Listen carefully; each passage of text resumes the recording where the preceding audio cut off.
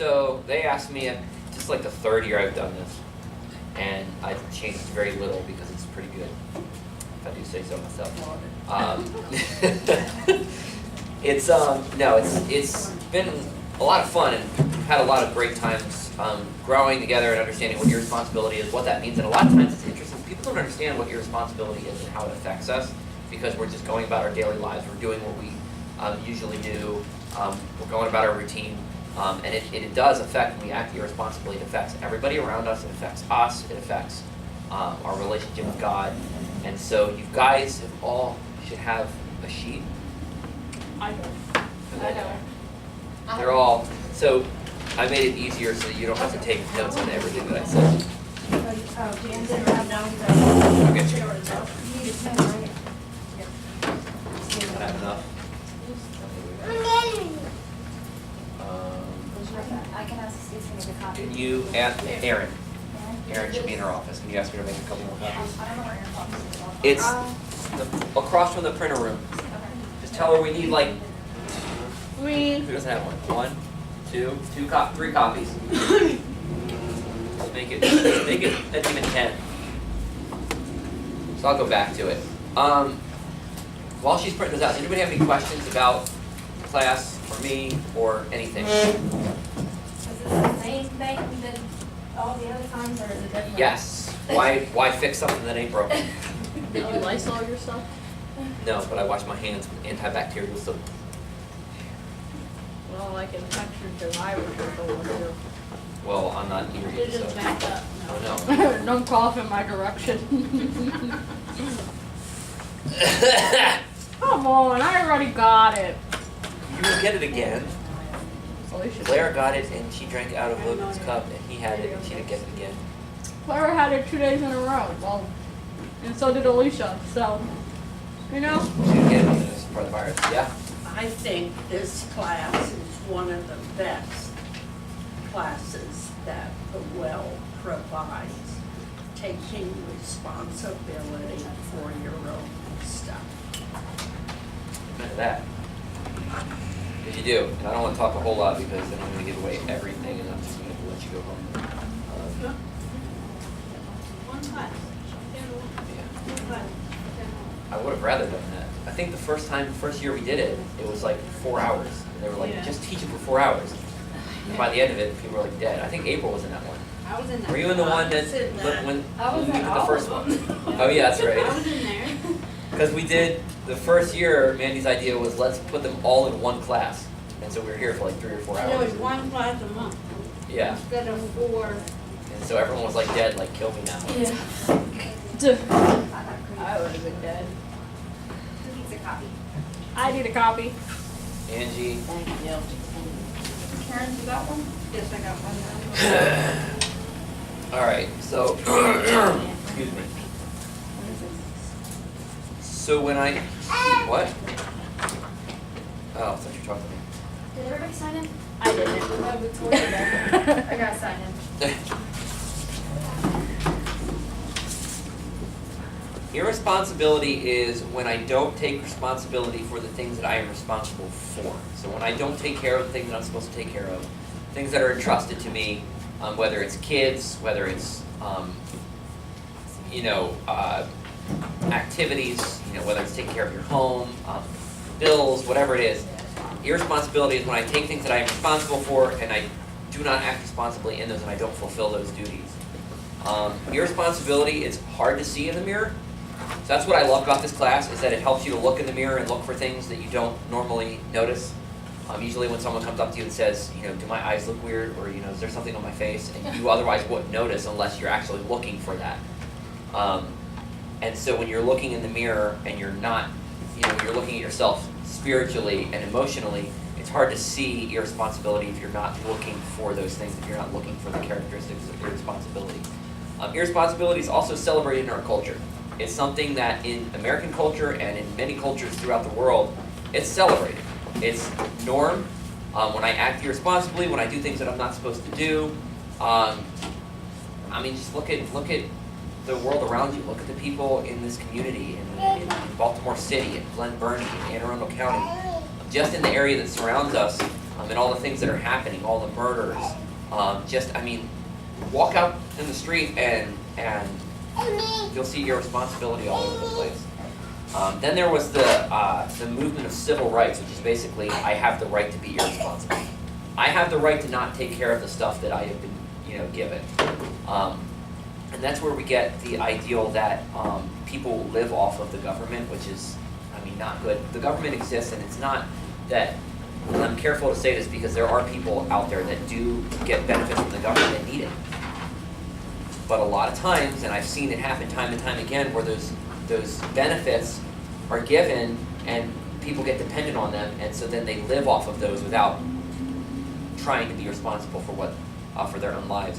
And so this whole civil rights movement where I have benefits as as my ethnic background or because of my upbringing, I have the right to be irresponsible, and the government owes me, or the church owes me. I've come to the church and I'm hurting, and it's your responsibility because you're a church to fix me. And so this whole civil rights movement is basically, I have the right to be irresponsible, which is kind of dangerous. It's also contagious. So why should I pay my own way when other people can get by with it?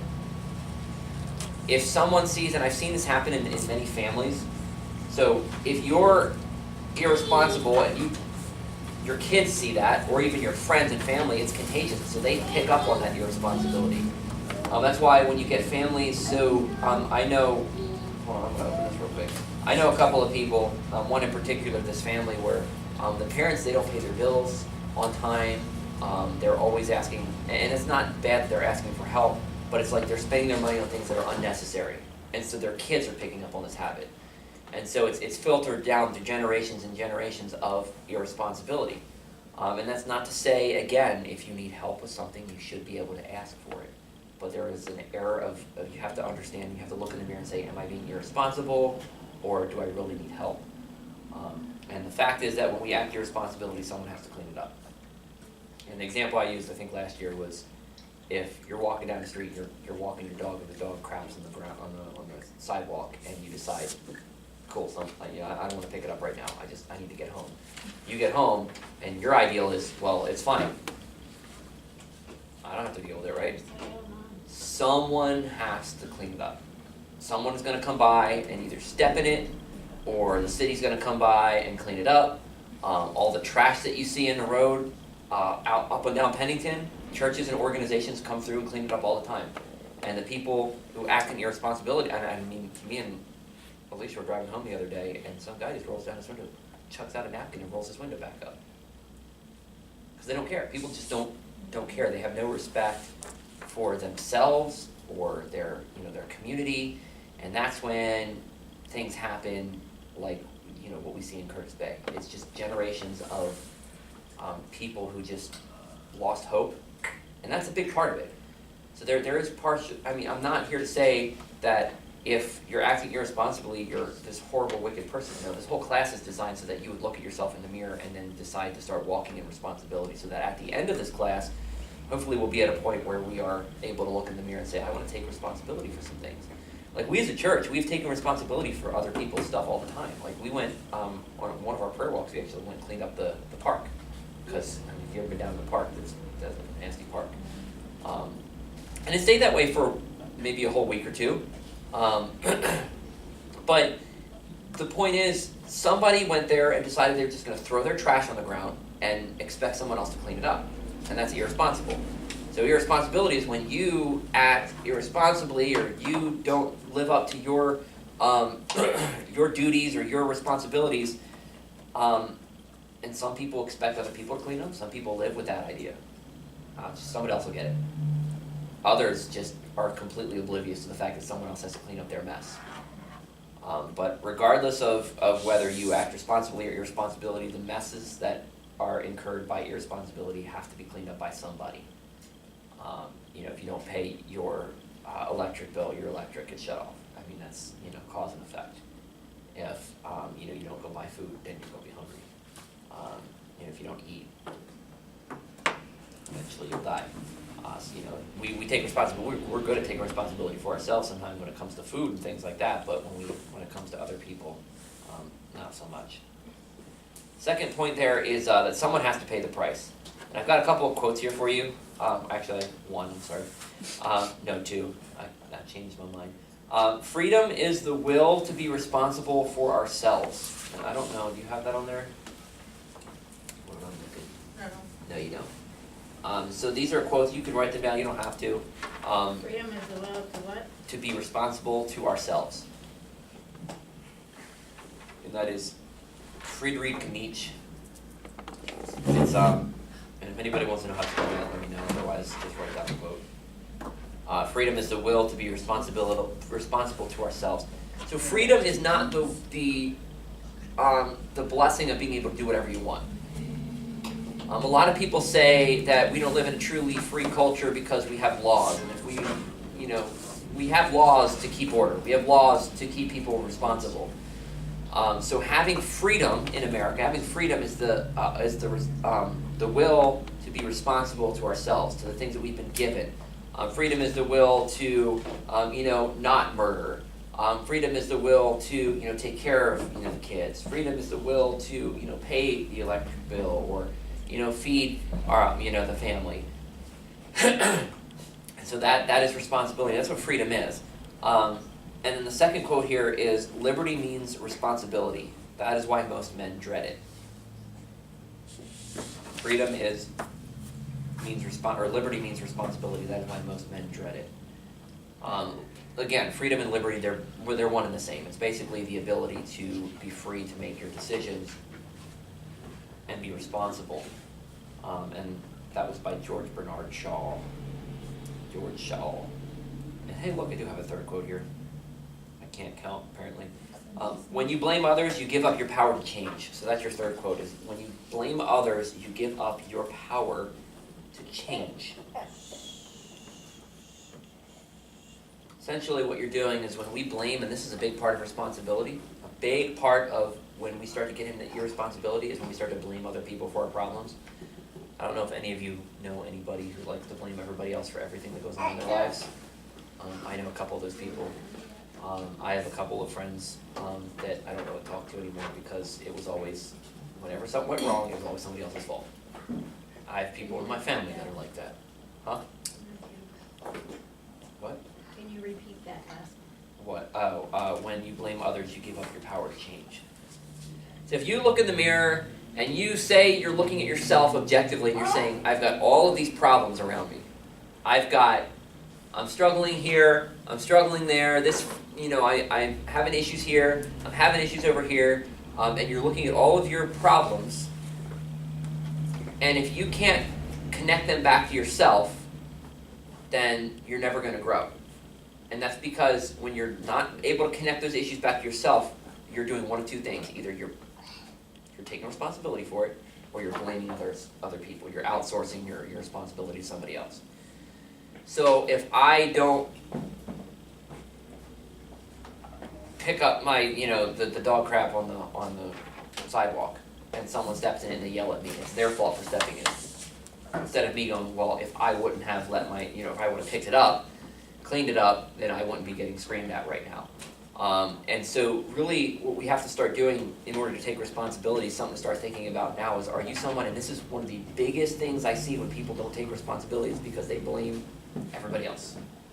So when I'm having a problem, it is her fault, his fault, her fault, his fault, his fault, and instead of saying, well, how could I have done better? Because you blaming someone else is never going to fix the problem. And if you've ever confronted someone because you blame them for something that you could have prevented, it doesn't work out well, because what happens is you blame them and then they blame you, and then maybe you might come together and blame somebody else. But usually when you blame someone else, they're going to blame somebody else, and you're going to blame that person, and that person's going to blame you, and it's just going to be this big circle of blame, when you could say, how could I have prevented this, or how could I have done something different? Yeah? So what is your advice to us if someone is saying the blame game?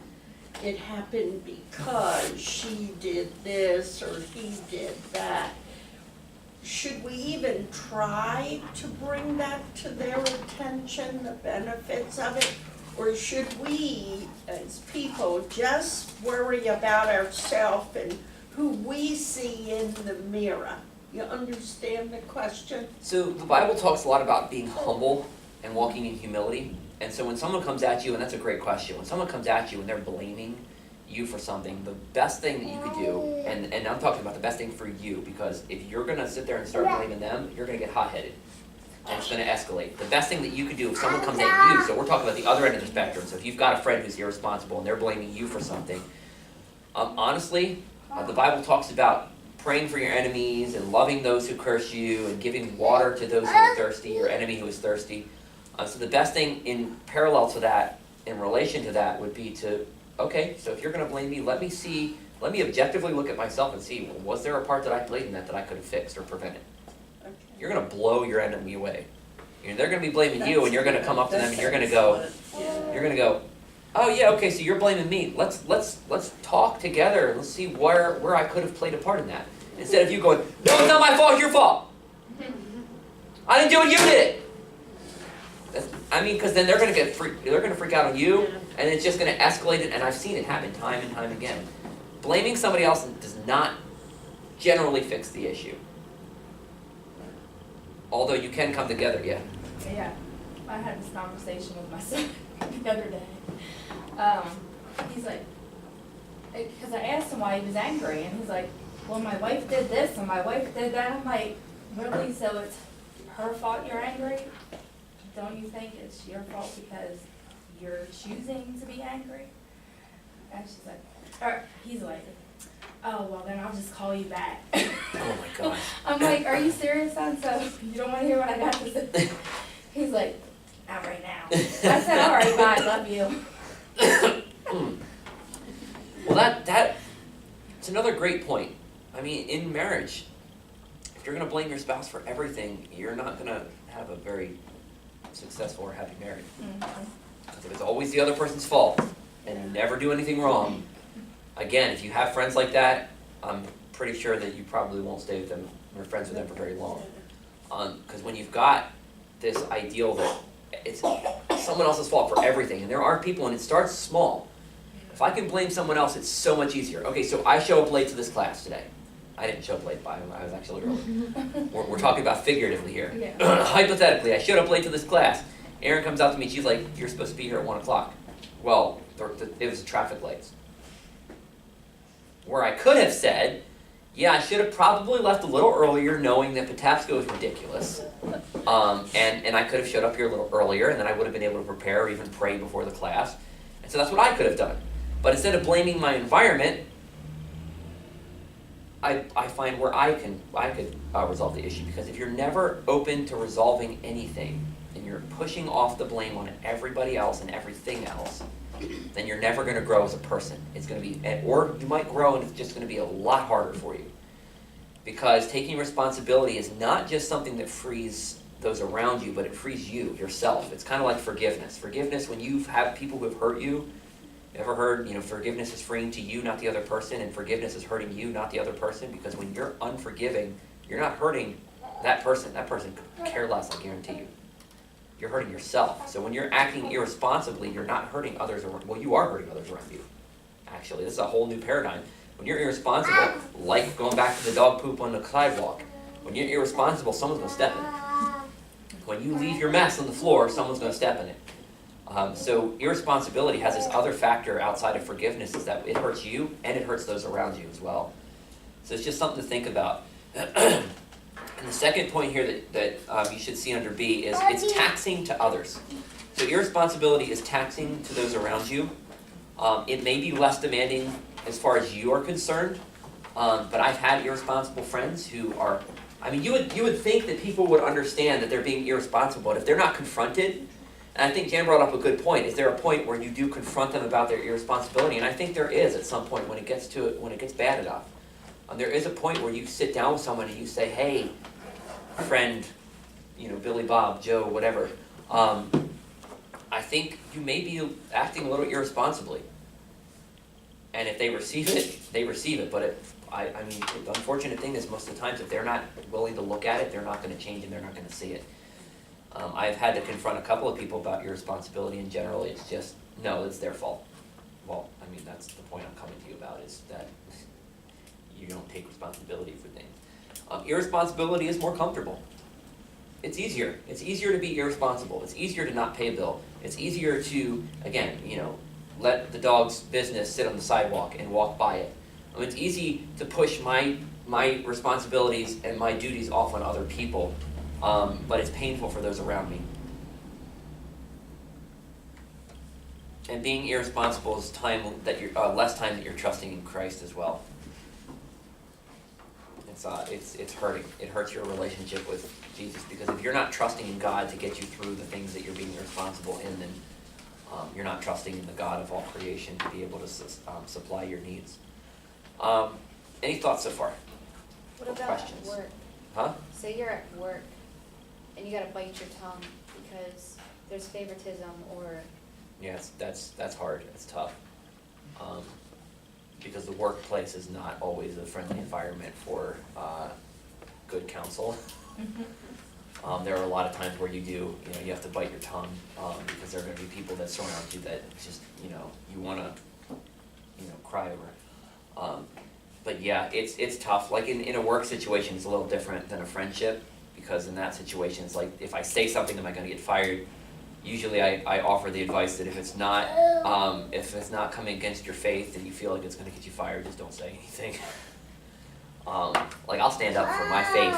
I don't care who comes against me, if it's a boss or an employer or even someone who's given me money. My faith is first and foremost. But if it's not about my faith and they're just a manager or someone, a coworker is just being argumentative for the sake of being argumentative, usually it's just best to not say anything at all. Especially in the workplace, because people get fired for the stupidest reasons anymore. That's a good question. There's another C. Any other questions? Questions? Calling you up. Don't do that. Stop. I have anxiety. If, my question is about, how you said, if you're being irresponsible and then you're not trusting in God, so you get through, what you need to get through. But isn't it like there's no faith without work? Am I saying it right? Faith without works is dead. Yeah, am I saying it right? So Yeah. like, you're going to do something and pray, and read the Bible and things like that.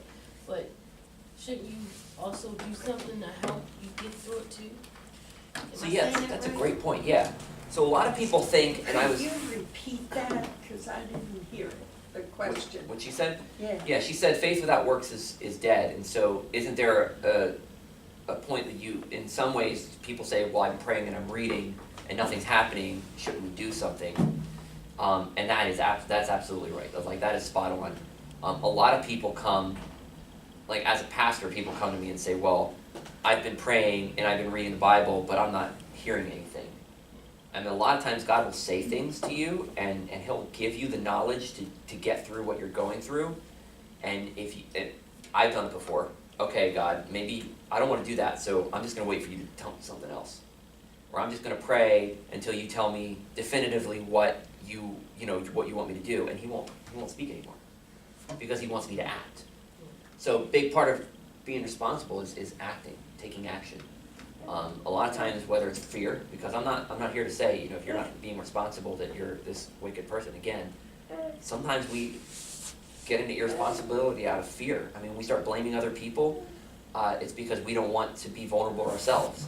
We're putting up walls, and so if it's not my fault, it's everyone else's fault, because I don't want to be weak. But the Bible also says, in our weakness, Christ is strong. So we can get our strength from in our weaknesses from Christ's strength. So when we act and when we're willing to become vulnerable before Christ, it helps us to be responsible going forward. And yeah, so there's a point where you have to act, where God says, I've told you enough times, just go and do it already. And I've been there. I've been there where God told me to come and be a part of ministry for years. And I said, nope, those pews are mighty warm. And He actually had to send a pastor to me and say, hey, you good with computers? And that was game over. Because I wasn't acting. I wasn't acting in responsibility. He was asking me to do something and I refused to do it because I didn't want to change my lifestyle or what I was doing for something that he wanted me to do. I was happy being me and having fun and drinking and having a good time, but that was never fulfilling, ever. It was never fulfilling to me. It was good in the moment, and then it just left this gaping hole. And I've never been more fulfilled than what I get to do here at the church, and that's because finally God got a hold of me and I started listening. So yeah, that's a great question. C here says playing the victim. So there is, again, we're talking through a number of thoughts on responsibility. So these are some random but more structured. The first thought was that someone has to pay the price, and our second thought was playing the victim.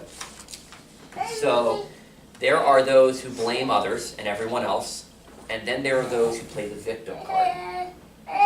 So I am in this situation because someone did so, they blame other people to make themselves look like they're victimized in some way. I don't know if anybody have friends like that? Family? Me. And it's like, there's a difference between, hey, I'm in a struggling point in my life right now, I'm gonna need some help. And, oh my gosh, everyone in my life has abandoned me, I'm all alone, I've got nothing and nobody, and I get that. You know, that might be a cry for help, that we would probably wanna get, out into some sort of counseling. But it's not necessarily that you need help or that someone has hurt you. It's that perpetual ideal of victimized help. It's that idea that everything that I'm going through is because everyone is coming against me. I've got someone in my family, like everything that happens to them, it's someone else's fault. They are perfect. They are, God's gift to this globe. And everything that happens to them is because everybody hates them, and everyone's coming against them, and everyone loathes their existence, and maybe even God hates them too. And so the reason why they're going through tough times in their perfection and beauty, and God's gracing them on this earth, it's everyone else is just coming against them. And it's like every time they open their mouth, I'm like, ugh, gotta pray for them. But it's that ideal that it's someone else's fault, and when I blame someone else, it turns into that victim mentality. And it's damaging to a number of things, and those three, I think you guys should have those three parts. It's like I, 3 eyes. Damaging to vital parts of relationships. Do I have that there? Yes. Yeah. Okay, cool. It's damaging the vital parts of your relationships. So when you play the victim, it's damaging to relationships. I can tell you, coming from me, when I've had friends who play victim quite a bit, and I'm not really friends with them anymore. Because it was like I tried to speak into them and really show them how they were acting, and it was like, nope, it's everybody else's fault. And so I couldn't be around that. So would it be correct to say that you reached a point where that relationship was toxic for you, and you had to remove yourself from it? Absolutely, yeah. And if there's anybody who's going through that here today, and you're in a relationship, or you have a friendship that is like, that person is irresponsible, and they're playing the victim, it's just gonna take you down too. Because again, like I said down here, it's damaging to relationships, it's damaging to your ambitions. So you personally, if you're acting in irresponsibility and you're playing the victim and you're playing the blame game, it really, it hinders your ability to grow as a person, and it really stifles your ambition. So I don't know if, I wanted to be everything when I grew up. I mean, when I was little, I wanted to be a firefighter, a policeman, I wanted to be a doctor at one point, an actor, a singer. I wanted to be everything that there was, and I had, I consider myself a pretty ambitious person, and I'm determined. When I put my mind to something, it either gets done or I decide it's not worth it. I have to convince myself it's not worth it. But if I were to start acting irresponsibly, and what I've seen in other people is, in irresponsibility, we lose ambitions. So we lose that drive to get things done. We lose that drive to succeed. We lose that drive as we act in irresponsibility. And it also is damaging to achievements themselves, because you don't ever get to where, I won't say never, but there's a point where you just don't get to the places that you want to get in life. You don't achieve the things you want to achieve in life. Why? Because every time you hit a stumbling block, I heard, and I don't remember the exact quote, but it's not about whether or not you fail, because you will. It's about how you act in that failure. Do you get back up and brush your shoulders off and get moving? Do you learn from your mistakes and then move on and grow from there? Or, in irresponsibility, do you blame everybody else around you every time you fall? Because every time you fall, if you blame somebody else, then you're never going to grow, because you're never going to look at yourself objectively and go, how could I grow? How could I learn from this? How can I take what how could I take, me smashing my face in the pavement of life and learn from that? What brought me to that point of failure? Let me not do that again. Let's do something different this time. It's kind of like the only way that I can describe that is video games. I don't know if you guys have ever played a game called Crash Bandicoot. Has anybody ever played that? I know Alicia's played it. But it's these really fast-paced levels where you're running from a giant rock or something, or you're bouncing through these levels. And me, because I've never been really proficient in video games, although I like them, I would die every 5 seconds. So it's like, all right, so how did I mess up in that round? So I'd go through the level again, and then when I got to that point, I'd correct what I got wrong, and then I'd find something else I did wrong. And so then I'd have to go through the whole thing again, and then correct that point, and then move on. So in life, you're gonna mess up, you're gonna fall, you're gonna fail, you're gonna smash your face in the pavement, you're gonna trip, you're gonna skin your knee, all kinds of things are gonna happen in your life, all kinds of failures, all kinds of successes. But when you fail, you blame others, and when you fail, you play the victim game and the victim card. You're not gonna grow as a person. When someone comes to you, and I was actually said this at church yesterday, I said, as a pastor, I want you guys to be able to come to me and say, I don't like the way that I don't think you're functioning as a pastor, you're failing in this area. I want my church to be able to come to me and say, I feel like you're failing here, so that I can look at myself and go, I could definitely do better there. If someone comes to me as a pastor or as a leader anywhere and says, I don't like how you deal with this, or how you handle this situation, or how you're doing this at this current time, and I bite their head off, we won't have a church. So why don't we all do that? If someone comes to you and says, I don't like the way you do that, instead of getting angry and blaming the person or playing the victim game, objectively look at yourself and say, okay, so how could I have done different? I can tell you right now, it will blow that person away. If you were to come up to someone and say, or if someone were to come up to you and say, I don't like the way you handled that, and you said, all right, well, let's talk through that. Let me see how I could have done different. Now, I'm not talking like Jan was talking about toxic relationships. I'm not talking about where, you get blamed for everything anyway. I'm talking about a good relationship where someone comes to you in Christ-like love and says, I don't like this situation and how it was handled. I don't like how you do this. Do you thank them for bringing it to your absolutely. attention? Absolutely. Yeah, I thank people. When someone comes to me and says, and I try to, and that was a shortcoming of mine. I hate being corrected. In my carnal and my flesh, I absolutely hate being corrected. I don't like when people come to me and say, you've done something wrong. And that was an issue that I dealt with as a teenager. But God has been changing me in that area to be accepting of change. And so yes, one of those things, and that's not actually my advice, it's advice of a good friend of mine, or a good pastor friend of mine, who said, when someone comes to you and corrects you, thank them. Thank them for being willing to come to you, and it blows them away. It really does, because that's not how we act as human beings, is it? We get frustrated and angry when someone comes to us and tries to correct us, because how dare you try to correct me when you've got all this going on in your life? How dare you come against me and tell me I'm doing something wrong when you're doing everything wrong in your life? And they get the head bob going on, and then it's like, I need to back off. This conversation is going nowhere. But yeah, absolutely. Thank the person, and objectively look at yourself and say, where could I have done something different? And if you couldn't have done anything different, if there's nothing to be sorry for, then take pride in that and just let them know. It couldn't have been done any differently. And I've been in situations where issues could not have been avoided, and you just be truthful and honest.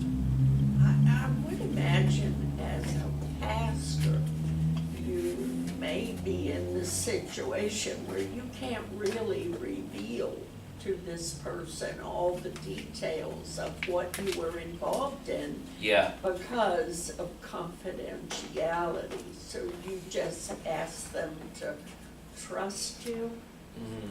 that you can't share that information, but what we did was the best thing to do and what God would have wanted us to Right. do.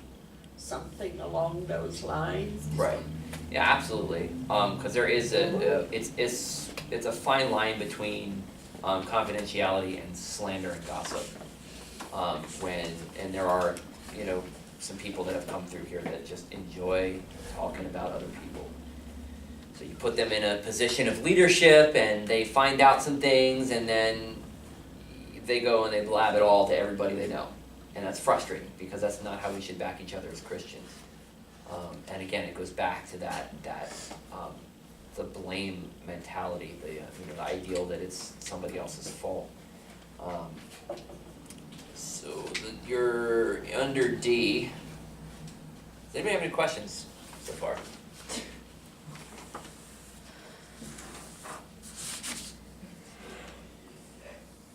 So we'll talk about, real quick, growing and walking with Christ. So this is another thought about your responsibility and how it plays a role in your life.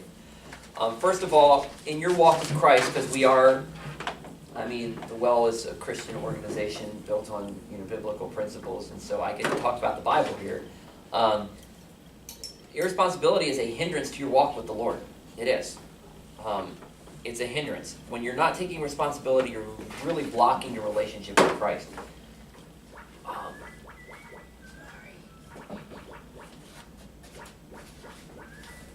You good?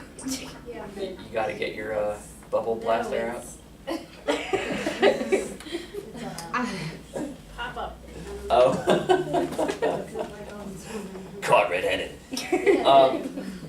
But no, when you're not taking responsibility, you're blocking your relationship with Christ because God has put a lot of things in our lives that we were to take responsibility of. With me, he brought my wife into my life, and then he brought our kids, and then we had a car, and then we got a house. And so God has just really added all these things into my life and all these things I have to be responsible for. And if I'm not responsible for those and I act irresponsibly, I know I feel it. I feel it when I'm not responsible, when I don't treat my kids right. There are a couple of times where, I've spanked my kids out of frustration and anger because they're really ticking me off. And of course, this was way, way long ago. And sometimes I still, even today I'm tempted, like when my oldest frustrates me to no end with because he's logical and about as annoying as it can possibly get.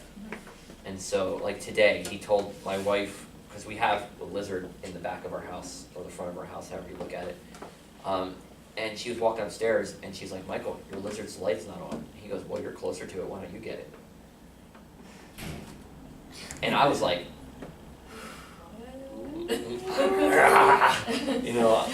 my head wanted to roll. But then Alicia explained to me, she was like, maybe he was just being logical. Maybe he was just like, well, you're closer to it, so wouldn't it make more sense for you to do it? But the way he said it was like, I'm gonna smack your mouth off the face. But I had to take responsibility for something he didn't do. Yeah, and she had to take responsibility for something that he didn't do, because he wanted the lizard, and we told him if you want the lizard, you have to take care of him. And you have to switch his light on in the morning. I'll keep it. It's not a hard task. No, all you gotta do is just do this, flick.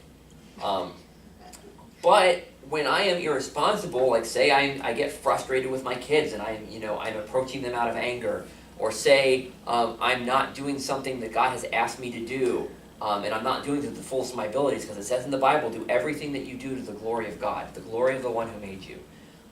So when I'm not doing that, when I'm not taking responsibility and I'm not being responsible for what God has given me stewardship over, then I am hindering my walk and my relationship with Him. I love kids.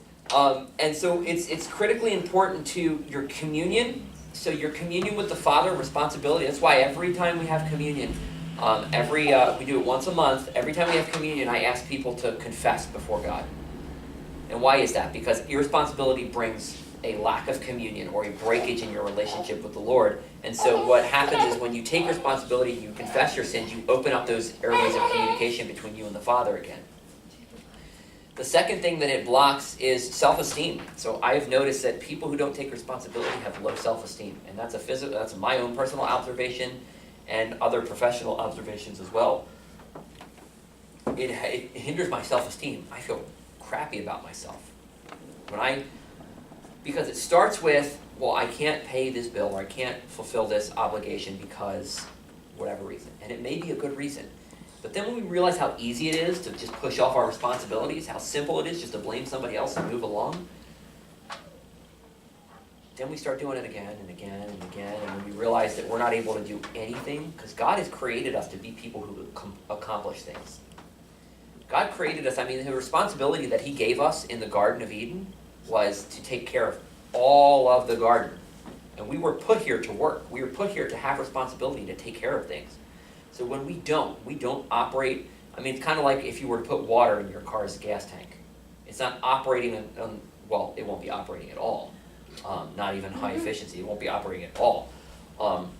If we don't operate under the way that we are designed, if we don't, put gas in our, gas tank, then we're not going to drive, we're not going to coast, we're not going to move like we're supposed to. And then we just slow down and then we start feeling bad about ourselves. It's not because and it might be something someone else said, but it's usually in relation to taking responsibility, it's usually because we're not acting responsibly. And then your third point there is financial stability. And that goes back to bills. If you're not paying bills, and it's funny because if we don't pay bills and you're like, okay, cool, I'll have more money. It's funny how somehow we end up having less money than we thought in the first place. It catches up to you. Yeah. Oh yeah, it does. And so being irresponsible almost always, I could say 99% of the time, if not 100% of the time, will filter into, if you don't stop it, into financial stuff, into your financial life. Because taking responsibility for the simple things like showing up to a class on time, showing up to church on time, showing up to work on time, all these simple things, as we start to, it's just like a snowball. You start off with a little tiny ball, and then eventually if you roll it down a hill, you've got this thing that could probably crush, a small child, or a human, depending on how big the hill is. And just snowballs into this big act of irresponsibility, and eventually it will filter into your financial life. Because then you're like, well, if I can blame everybody else, then I can blame somebody else for my bill not being paid, right? Because, so-and-so didn't give me money this month, or so-and-so didn't do this, or the bank didn't do what they were supposed to do, or my work didn't give me my bonus. It's a tough concept, and it's tough for us to grasp, but regardless of whether, our place of employment gives us money or cheats us out of a bonus, we're still responsible for things God has given us. We're still responsible for those things. Second, number two there is irresponsibility stands in the way of your relationship with the Lord. It completely blocks it. The next, the last two parts here are probably the most important, at least this one right here, E, reaping what you sow. So, we all believe, does anybody not believe in God here? Anybody believe that God created, anybody not believe that God created the earth? Okay, so before the earth was here, before the universe was here, there was nothing. Nothing at all. It was just God, and He created the angels, and He created the universe, and He created the earth, and humankind, and the animals. And so in terms of creation, because we read through Genesis, in the beginning God created the heaven and the earth. We read through Genesis and we tend to think of the animals and the earth and the universe, and we're like, yeah, cool, God created all that, but He also created the scientific principles behind everything. The principle that an object in motion tends to stay in motion unless acted upon by an opposite or equal force. So, you're driving a car and you hit a pole. That opposite and equal force is the pole. Your car would keep going unless something stopped it. If you're falling from, the second story of a building, you would keep going until something hits you. Right, the floor, and so that's a scientific principle. Gravity. You know, you jump up, you come down. You know, you throw something up, it comes down. You know, you're not allowed to shoot a gun into the air because of the fact that gravity will take that bullet back down and it could kill somebody. And it has. You know, you shoot a gun in the air, that bullet flies way up into the atmosphere and then comes down, and there have been cases where, you know, the bullet hits somebody in the head and they die.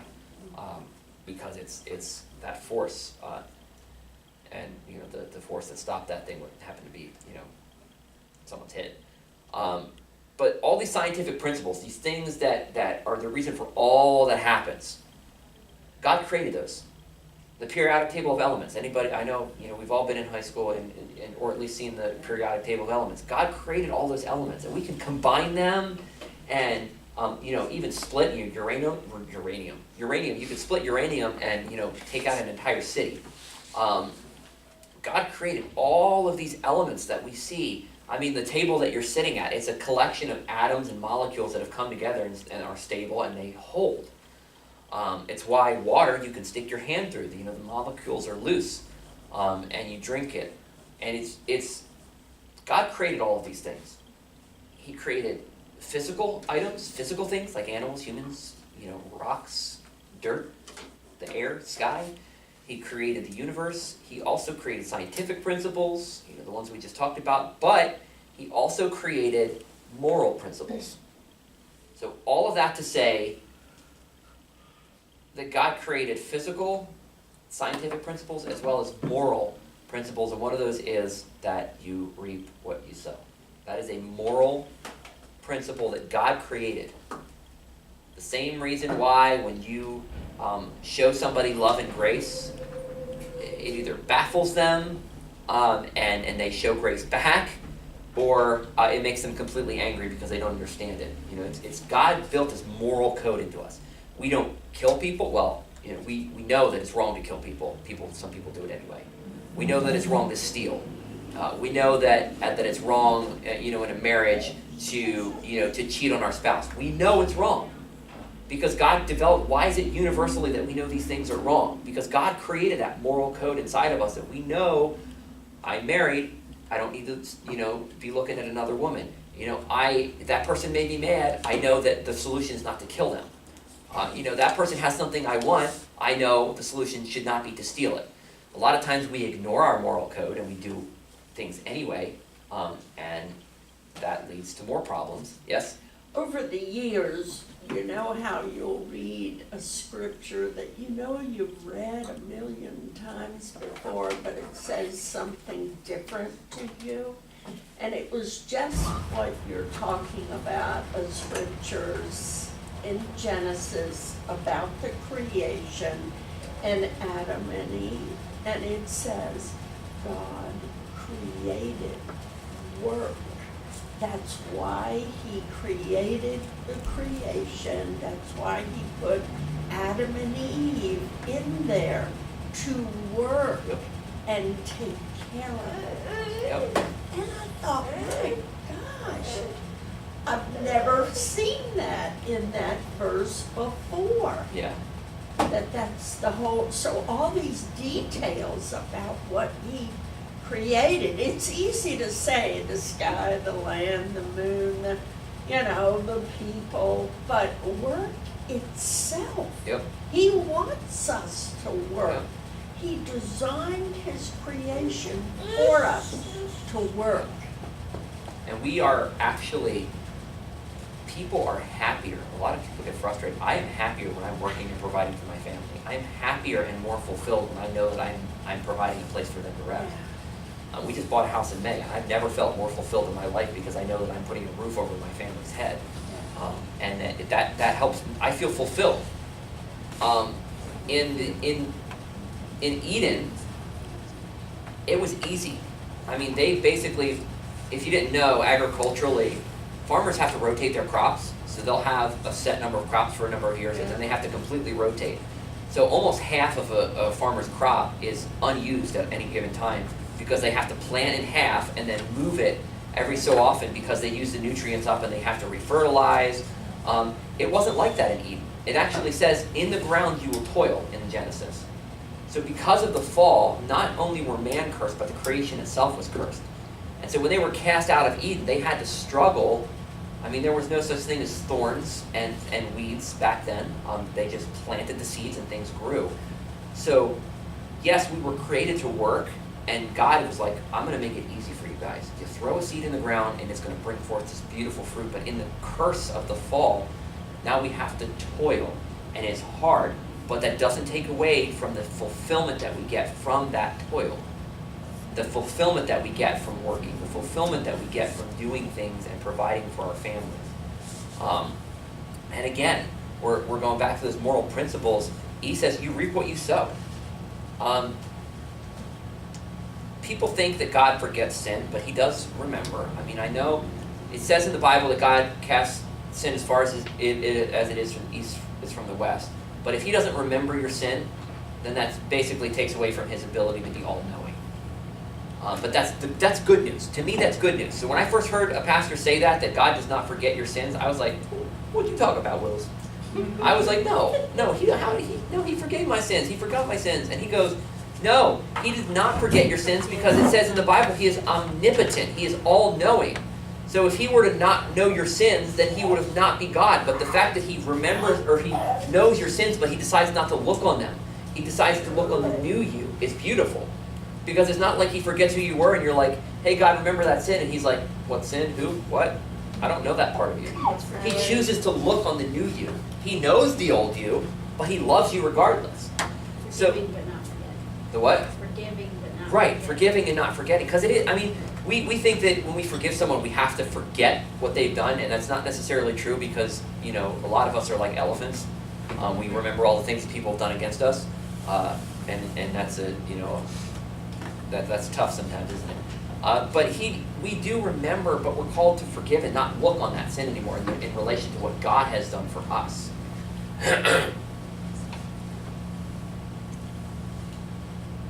But the principle that we're talking, the moral principle that God created was reaping and sowing. So we talk about this quite often at church. If you plant a corn seed, you're going to get a corn stalk. If you plant an apple tree, you're going to get an apple tree. If you plant irresponsibility, if you start sowing seeds of neglect, sowing seeds of irresponsibility, sowing seeds of anger and dissension and argument, then you're going to grow. You're going to produce this fruit of, or this tree of anger, this fruit of the tree of frustration, this tree of anger. And so, in terms of irresponsibility, if we start, and that's why I'm telling you, like, we have to look now. So if I were to go out to my garden and say, wow, that garden looks like a hot mess. I got weeds, I got nothing growing. I can either decide to just let it go and keep growing the crap that it's growing now, or I can pull up the weeds, I can retill, I can refertilize, I can replant, and I can take care of what God has given me now. So I can either start here and now, and start being responsible today, or I can keep walking in the struggle of my irresponsibility today. So one of the interesting points inside of reaping and sowing is that we reap later and we reap greater. We look at people, and this is what I've heard, and this is a conversation that I've had several times with several people. That person is doing wrong and they're not reaping it. They're not reaping anything. They're having a good old time and they're not doing what they're supposed to do. If you plant a corn seed, does the stalk immediately spring up in 5 seconds? That'd be cool, wouldn't it? We'd never be hungry, and I wouldn't have to go to the grocery store. I'd just be like, hey, you want some corn for dinner tonight, honey? We go plant a corn seed, we'll have some popcorn tonight. It doesn't work that way. You plant a seed now, and you've got to wait months to see the fruit of it. So if you start planting the seed of, and this is what I implore you, if you start planting the seeds of your responsibility today, here and now, wait. Be patient, watch it grow. Because it's going to be a struggle, and it's going to be frustrating, and you're going to get frustrated with yourself because you're going to see that you're not seeing immediate results when you start taking responsibility for things in your life. And you might see some good things that happen right away. But ultimately, the full-on effects of that taking responsibility won't manifest for a while, and it might be a while. So be patient with yourself. And for instance, if you rob a store, it takes you about, 30 minutes to rob a store. How long are you going to go to jail for? 30 years, depending on what it is. Deal? If you go, you kill someone. A long time, yeah. Yeah, it takes you about, we'll give it a month to plan a murder unless you're crazy and you just do it on a whim. And it takes about, we'll say 30 minutes. So you go and you kill somebody, and it takes you, we'll just go for the sake of it might take a little longer, 3 hours. How long are you gonna go to jail for? Your life, right? So you mean that my consequences are exponentially greater than my actions? Something to think about. Good or bad, your consequences for your actions are exponentially greater. If I plant the seeds of responsibility, of joy, of happiness, of unity, I'm going to grow this gigantic, beautiful tree of unity and responsibility and joy. But if I plant this tiny little seed of irresponsibility, it's going to grow into this giant tree of irresponsibility. It's going to grow into this giant tree of frustration and anger and low self-esteem. And it's not going to be fun. And the bigger the tree gets, and we all know the bigger a plant gets, the harder it is to pull up and reroot. So the bigger your tree gets, the harder it's going to be for you to start over and completely redo the way that you do things. If you're unhappy or not where you want to be in life at this point in time, look back. Look back on your life, look back on decisions that you've made, and try to find if there's something, somewhere that you've started, or decisions that you've made that you may be reaping now. So if I go out and again, we're going to talk about seeds. If I go out and I throw a corn seed out in my yard, just randomly just throw it out there, and I go out there, in 3 or 4 months, and I see the stalk up there, I can do one of two things. I can go, oh my gosh, it's like a miracle, and just not think about it. Just be like, cool, there's corn in my yard. This must be a blessing from God. Or I could look back and go, I wonder where this stalk came from. Where did it come from? And look back and remember that I threw out seed corn randomly in my yard. That's what I'm asking you guys to do today. So you've got a garden, the garden of life that you're going to visualize in your head right now. So just close your eyes and just visualize this garden that you've created for yourself. Visualize the negative things. So you're going to see some beautiful things in there. You're going to see your kids, husbands. You're going to see relationships, maybe friendships. You're going to see your parents. You're going to see people in your family. Lots of good things, but there are going to be some weeds in there. These things these areas that you've been irresponsible. I want you to trace those back. Shrink those plants all the way down, and find out where it started. And that's where I want you to start this week. Find one thing. I'm not asking you to replant your entire garden. Start with one thing. Find something in your life that you're being irresponsible in, or an area that you're being irresponsible in, and let's, one step at a time, take responsibility for that. So that's my challenge for you this week, is to start taking responsibility in one area.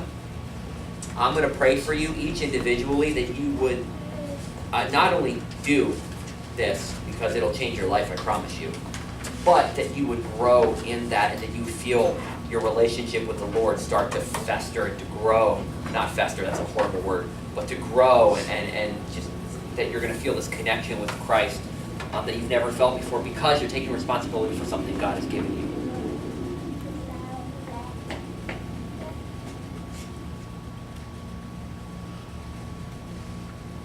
I got a quote in here that says, bridges support every time. Boats float every time. Taking responsibility now, and you'll be rewarded every time. And this should be in here. That last little quote there. Cool. So number 4. This principle is hurting you now. It will still be there to reward you when you start owning up. So the principle of reaping and sowing, if it's kicking your butt now, it will be there to cushion your butt later. So if you start acting responsibly now, that principle that God has set up, so this is a moral code that God has created. Reaping what you've sown is a moral code. We grow these plants of things that we have sown, these plants that we have planted. So if you start acting responsibly now, that principle that might be hurting you at this point will be there to cushion your fall as you grow in responsibility. So this last point, F, we all need to take responsibilities. Again, I already challenged you. I kind of went ahead of myself. What areas do you need to take responsibility in? Don't put it off. Don't put it off. And depend on Christ.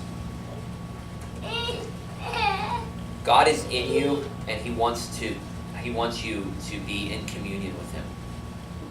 God's only gripe with the fall, and there's a lot of things that are wrong with the fall, but it severed communication with us. And when Christ died, He renewed that communication so that we could speak to Him again, that we could have a relationship with Him. And so when we're irresponsible, it hurts our relationship with Him, and that hurts Him.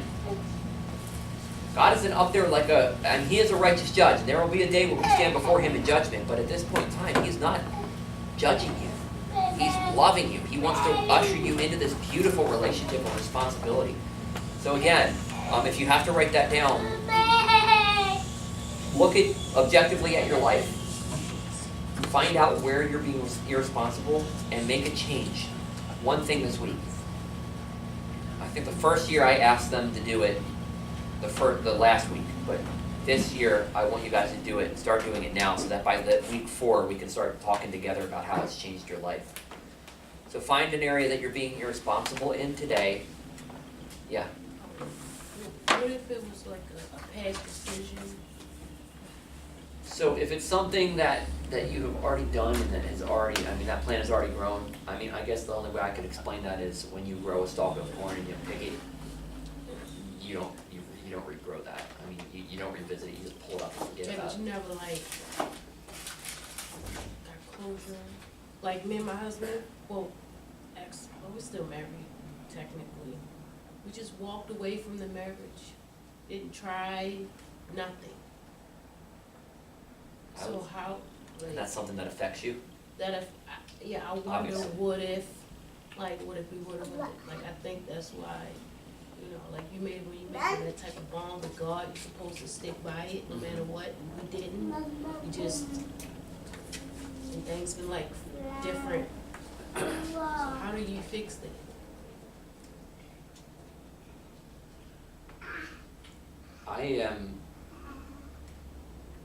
Generally I like to be I like to be an optimist. I like to think that things can be resolved. And if there wasn't, things going on that prevented you from talking, I saw you there on Thursday, so it seemed like. Yeah, we're great friends, co-parent, it's cool. I am huge on reconciliation, so I believe, talk to him. If you need to have that closure, even if you do go to a counselor and you find out that, okay, cool, at least you have that closure. But my suggestion would be get marital counseling. Yeah. I know that situations in life are a little different for you right now, but if you want to at least get that closure, I would say counseling. And you guys can come together and come and meet with a counselor and That way work I through want some to take issues. responsibility. Absolutely. Because marriage, that's one of the biggest commitments you can make in this life, because it's God likens the covenant of marriage to the covenant that He made with Israel. He never stepped out of that. And so if there's possibility in there, because there are a few things in the Bible where it says that it's permissible to walk away. But if that is not the case, then you take responsibility for that and seek counsel. At least so you know from a professional where you stand in that, and then you can have that further, so you know, okay, I stand before God and I know that I'm right.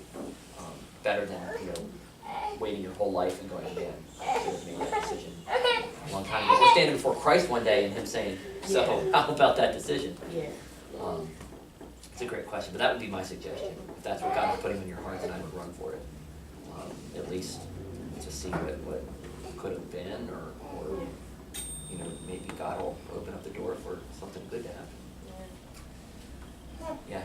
So when we pick out this one thing that we're going to work on taking more responsibility for it, did I miss, are you gonna revisit it later in the Yes. fourth class? So we're gonna revisit it, we're gonna touch on it over the next 2 weeks, Okay, but we're gonna, just to make sure that it's being acted on. okay, But really, it's not my responsibility to take responsibility for Right. someone else, but this is Right. something more along the lines of those who are here, they're gonna take hold of it themselves. okay. But you guys, you all, except for you, I think everyone else has my contact info. If you guys have any questions in, an area that you've chosen to take responsibility in, and you're struggling, you want advice, like, you know, she just asked me what she thought I should do, or what I thought she should do. You can give me a call, or, you know, hit me up on Facebook and let me know, I'm struggling in this area. But yeah, so we're gonna revisit that over the next couple weeks, but we're really gonna talk pretty heavily about it on week 4, and how it's made you feel and how it's changed your life, and then move forward from that. Because it's important, and I promise you, if you guys start taking responsibility now, it's gonna change everything about your life. It's gonna change everything. Every part of your life is gonna be different, because you're gonna feel good about yourself, and when you feel good about yourself, you feel good about the things that you're going through, and everything you've got going on, and you're gonna have a good outlook on life. And that's not to say that everything's gonna work out, but you're gonna have a better outlook when things don't. If you go through a storm and you're already going through a storm, it's just a double storm. But if you're going through a storm, you've got this beautiful outlook on life, it's almost like the sky parts for you. So, yes, figure out where you're being irresponsible, start taking responsibility for that, or start searching for the avenues to do that, and then we'll touch on it in the next couple weeks. And again, if you, I mean, of course, this is the well, so if you guys have questions or you're going through this, just reach out. You know, if you're struggling with how you're supposed to take care of these responsibilities or these actions or these things that you're going through, that's what I'm here for. I'm here to help. So let me know. But otherwise, hopefully you'll just find whatever you're being irresponsible in and start working in that. And the beauty in failure is that beautiful things can come of it.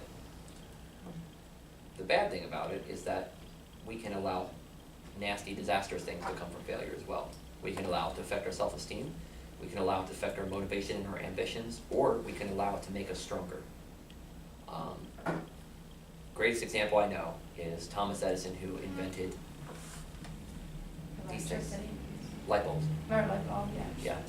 He failed 1,000 times. 1,000 times, folks. Yeah. I like to think you only fail if you stop trying. True. That's a good point. Yoda You would have said that. Do or do not there. Try. What do we always say, girls? A try is not a fail, it's a try. Yeah, well, that's a give it Failing is never trying at all. Thomas, I mean, we wouldn't have the fact that we can sit in here and close the curtains and still see. The fact that, you know, I can get up and go to the bathroom at 4 o'clock in the morning, and I can see because I can just flip a light switch on. That is the result of someone trying 1,000 times and then finally getting it right. And that light bulb, that, you know, 100 or so years later, that is still in use. The incandescent light bulb, that little thing with the little wire and the spring and the filament inside of it, that's still light bulbs that we use today. Because one man said, I'm not giving up. So don't give up on yourself, because God has never given up on you, He never will. So, again, we're going to be going through this together for the next 4 weeks. And I hope and pray that you guys start to feel this just freedom, like this weight has been lifted off of your shoulders as you start to seek out things. Because there's nothing worse than like your situation when you feel like I could have done something different, and it's just you're gonna feel this weight lift off of your shoulders as God just goes, your burdens are mine now. So again, another point is just give it to God. And does anybody have any other questions? Can I just make a suggestion? Yeah. Sometimes we, like to share, there's always a responsibility we can take in something that doesn't, especially a relationship that doesn't go right. Remember how this morning we were just talking about confessing it? And we just verbalize it. And said, Lord, I could have done this better. Whatever, you know, just handing it over to Him. Amen. And Cause sometimes we can't fix things, but God certainly can. And so, just laying it at the foot of the cross Amen. and seeing what he's gonna do with it. Sometimes the answer is yes and sometimes it's no.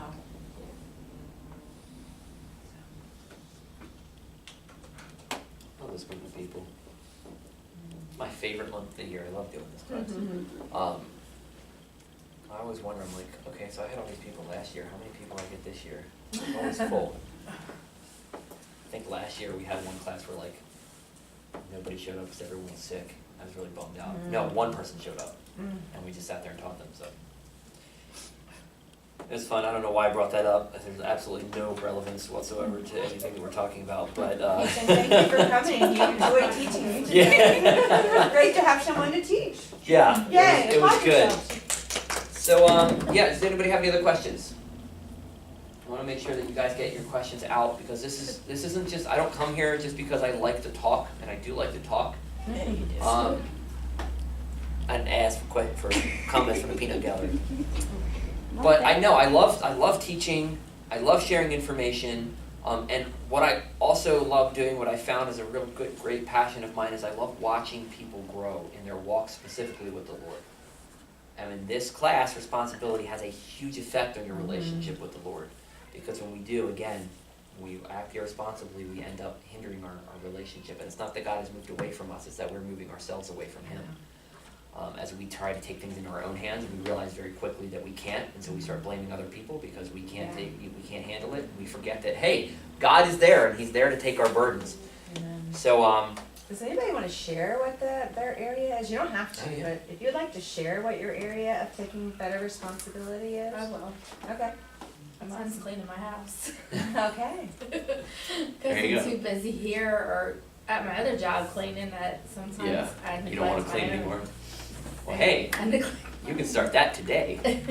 I mean, I'll go in there and wipe down my bathroom and sometimes in the kitchen, but my floor, and most of my floor is made out of wood, and every time I mop it, because they painted it brown, so every time I mop it, the mop gets all full of brown paint. So I'm like, it makes me not want to clean it because it's still gonna look dirty whether I mop it or not. And have you ever said to yourself, I'm the only one who's gonna see it? Pretty much, yeah. Yeah. I need to take responsibility in exercising again, Oh, yeah. as I eat this wonderful I need to exercise too, so. I really need to start exercising again. Anybody else? Really eating healthy with no exceptions. No exceptions at all. Complete lifestyle overall. Complete lifestyle, what do you mean? I take responsibility and not trying hard enough. Not trying. That's what my doctor told me to be able to lower my cholesterol. So eating better. Yeah. Everything. Eating, exercise, everything. Anybody else want to share? Laundry. Huh? Laundry. Laundry. Well, I thought about that. Mount St. Right. Laundry. I have come to the conclusion that that's a never-ending cycle of Never-ending. life. We've got Mount St. Petini. Yeah. Don't come to my house. I didn't realize how why people could have so much clothes. I feel like there's people in my house living there that I don't know about. There might be, underneath the mountain of laundry. No lie, like I'll be like, I'm gonna help Alicia, so I'm gonna fold clothes, and then it's like I think I did it like once or twice over the last couple months. I'll fold all the laundry and be helpful, usually when she leaves and she goes out somewhere, so that she doesn't bug me not to do it. I'll do it, and she'll come home and she'll just dump like 4 more barrels full of clothes on the floor, and I'm like, oh my gosh, where'd they all come from? My kids Like my closet's full. I'm like, you just had an outfit on, why'd you take it off? That's just more laundry for me to do. That was, Yeah, and then we have kids that like to strip and just throw their clothes in all corners of the house. But yeah, I guess in my life, definitely eating better, because I feel like reaching 30. She knows my eating habit. It's like pizza and junk food all the time. Pizza and more pizza and pizza on top of their Yeah, pizza. I just feel like, you know, I'm reaching that age where I just need to start thinking more along the lines of being healthy, and eating better, and that's just a struggling point for me, because it's like, Cause you like food. I like food. Should have done that when Oh, you were like 17 and told you your cholesterol was high. That's just because I ate McDonald's all the time. Okay, we'll compare numbers later. Well, my cholesterol's high, but they told me mine's been high since before I even had kids, and I was about 17. So, and, you know, they put me on medication, and it went down a little bit, but then I went on the special diet, and they took me off of the medication because it was better, but it still was, my cholesterol was still high, so they said it's hereditary. Hmm. They said even my blood pressure's high, so. Yeah, I don't know. I just know that I feel my And I lost like 20 body pounds, slowing so down. it's not the weight, Yeah. it's just there. Yeah. Well, it looks like we've got a good head start. So whether you shared or whether you didn't share it, hopefully you guys have something that God is really speaking to you, and where He wants you to work. And let's just do it. I mean, like Bashir brought up at the very beginning, a lot of us say, well, I'm praying and I'm reading my Bible and I'm waiting for God to speak. There are times where God is like, well, I've asked you to move. And if you don't move, then I'm not speaking. Get ready on the way. So get your feet moving. Let's pray. Father God, I come before you and I thank you for the opportunity to be back here again, teaching this class. God, I pray that you would help it to be fruitful. Lord, I pray that this month would be a really great month of renewal for these women, that they would grow in responsibility before you. I know that every one of us has areas in our lives that we just need to take responsibility for. Lord, as we focus on one area of our life, we end up slipping in others. And God, you are gracious and merciful, and you love us regardless, and you just smile down on us and our ignorance and just love us to death. And I thank you that you love us regardless of what we've done. I thank you that you love us regardless of anything that we will ever do or say. God, but I pray that we would honor you in responsibility this month, because it's not just about us. It's about being responsible and good stewards over what you've given us. God, it's about honoring you, yourself, for being the blesser. It's about just bringing or giving glory and honor and praise to the one who has given us so much. Lord, as your word says that if we are faithful in the little things, you will make us faithful over great things. God, I pray that even in responsibility, that you would help us to grow in our skill sets and our talents, that they would be utilized for your kingdom, that we would find ourselves as we grow in our self-esteem, as we start being responsible, that we would find our niche, our gifts, our talents, Lord, and that we'd use them for your kingdom. Lord, I pray that you bless everyone in this room, and bless us as we start even to take responsibility for the things in life that you've asked us to take responsibility for. And as we try to nail these things out one at a time, you would give us the strength to be able to keep doing it every day, just to wake up and take responsibility in the area that you've called us to take responsibility in. We love you and we praise you, God, and we thank you for the sacrifice of your Son on the cross of Calvary, the reason why we are here today. And we pray these things in your holy name. Thank you for your Son, and thank you for your Spirit who is here ministering to us today. And we pray these things in the name of your Son. Amen. Adios, muchachas.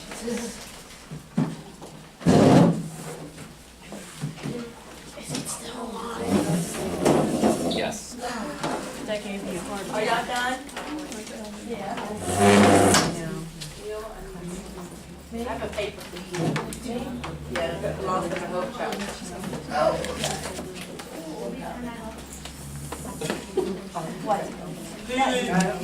You want me to touch the camera? It's really easy, honestly.